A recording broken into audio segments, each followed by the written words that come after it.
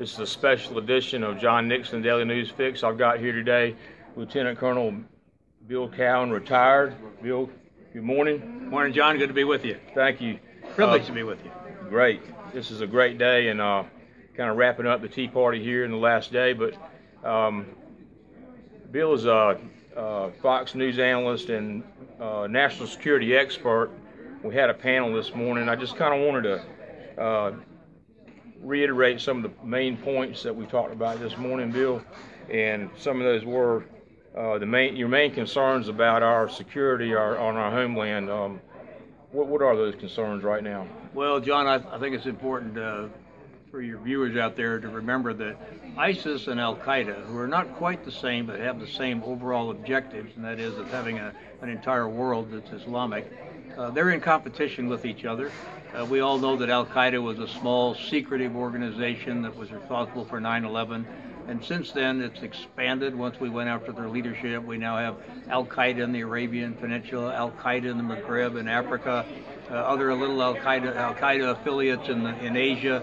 They're kind of all around. In sharp contrast, you have this monster, ISIS, which is ferocious, as we all know, from what they've done to the many Christians and Yazidis and Turkmens and Shiite Muslims that they've gotten their hands on. And those two are competing for dominance in that world of having an Islamic caliphate. And part of that competition means that each one of them continues to try to outdo the other one. How do I get more money behind me? How do I get more people to join my ranks?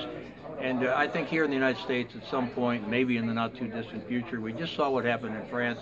Yes. What happened in France was an Al-Qaeda inspired incident. What happened almost simultaneously in Belgium was an ISIS-inspired incident. I think ISIS has the upper hand right now. They have thousands of people with Western passports. They've had Americans go over and train with ISIS and return to the United States. ISIS is, in my judgment, is probably going to want to do something here in the U.S. sooner rather than later. It's not going to be a 9/11 attack because nobody could do that anymore. But it would be something that certainly strikes fear, probably kills people, strikes fear in the hearts of Americans. And as somebody suggested this morning, why do it in Washington or New York where it'll have an effect when instead you could do it out in the heartland somewhere, someplace where you wouldn't expect it, which would really strike fear then into everybody. Right. That our little small town might be next.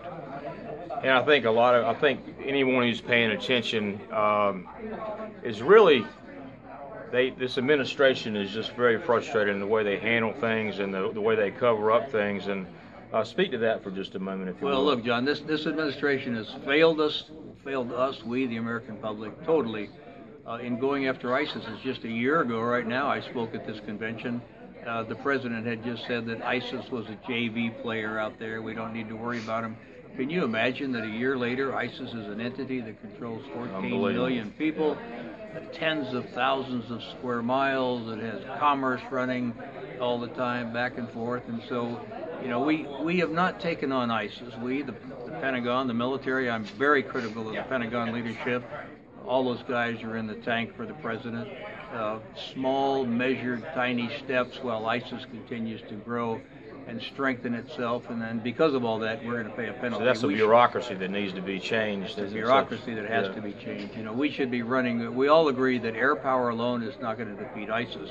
Neither are 10 or 20 airstrikes a day. Right. So we need to have an aggressive program. You know, we don't want to put U.S. troops at risk, but I think most of us would agree.